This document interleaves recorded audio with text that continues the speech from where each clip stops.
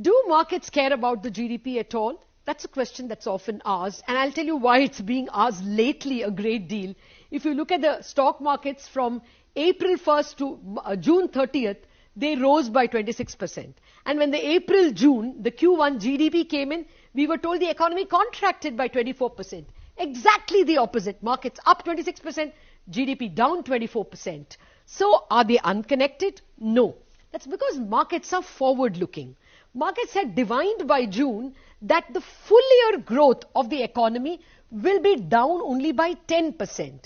And technically, if you look at Nifty from pre-COVID highs, it is 10% off. So it's not terribly unconnected. It's just that markets are forward-looking creatures, whereas GDP is an indication of a lagged quarter.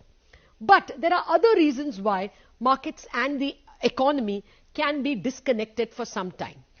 One reason why it looks disconnected is markets represent the stronger part of an economy. It represents organized sector, strong companies, strong balance sheets, a lot of educated labor, high on technology, whereas the GDP represents the entire economy. It includes the weaker parts of the economy, informal sector, not so educated, not high on technology, not having even perhaps electricity. So the GDP tends to be, at a time of a major calamity like COVID or a disruption like demonetization, the economy gets hurt more, but markets don't get hurt that much. And at that time, you can see the divergence.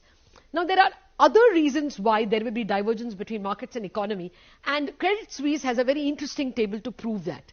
They say that a lot of companies are not terribly dependent on the Indian economy's growth. And they point out that 57% of the companies by number and 42% by market cap are growing by penetrating into newer markets. Like, for instance, air conditioners, two-wheelers, even noodles, even biscuits were hitherto not available in some villages, and they become available.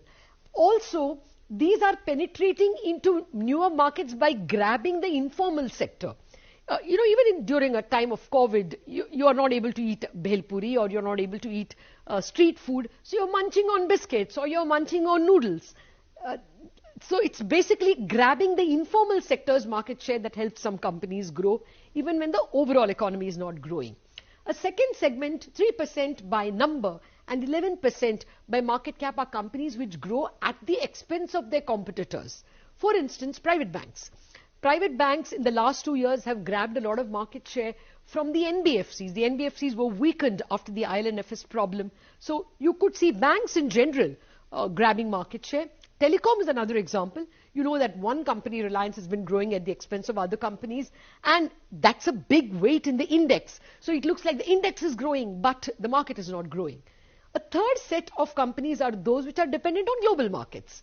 14% by number and 25% by market cap are dependent on global markets. Prime example, IT. IT can grow even if the Indian GDP doesn't grow, because almost entirely its business comes from outside. Metals could be an example, because metal prices are set by global prices. So sometimes metals grow even if the Indian economy is not growing so much. Finally come one segment, 26% by number and 22% by market cap, which are entirely dependent on the Indian economy. Prime example, banks. Banks can grow only if the Indian economy grows. You could also throw in other capital goods and construction companies like CNL&T, NNCC and IRB, which depend on India's infrastructure to grow, and therefore they're dependent. There you will not see a divergence between the macros and the markets. Now, a third reason why you will see a divergence is because of central bank policy.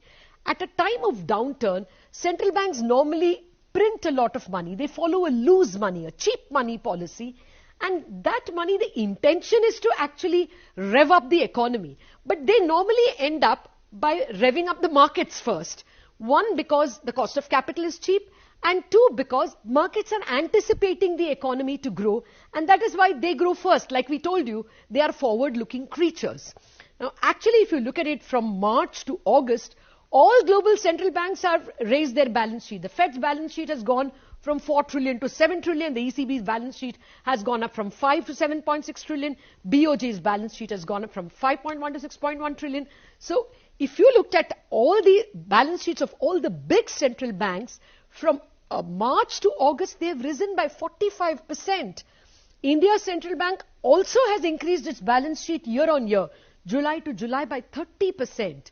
Now, there is enough evidence that when central banks grow their balance sheet, the indexes also grow. This is connecting the S&P 500 to the total assets of the major central banks. And look at the graph, it's entirely aligned, indicating that more money from central banks normally revs up stock markets. Now, actually, when you print more money, technically, and if goods and services are not growing because the economy is in a downturn, it should lead to increase in prices. But because demand is weak, prices of goods and services don't rise, and all the excess cash goes to the asset market. And you normally at such times see asset inflation. So equities become expensive, gold becomes expensive because of the loose money policy followed by central banks to rev up the economy. Normally, a loose money policy should eventually result in growth because of cheaper cost of capital and because demand has been pumped up. But there can be a lag, especially in times like COVID, when because of the fear factor, the economy is not able to use that liquidity. But the divergence between markets and GDP cannot continue for too long. If it does, then the market will remain vulnerable to corrections.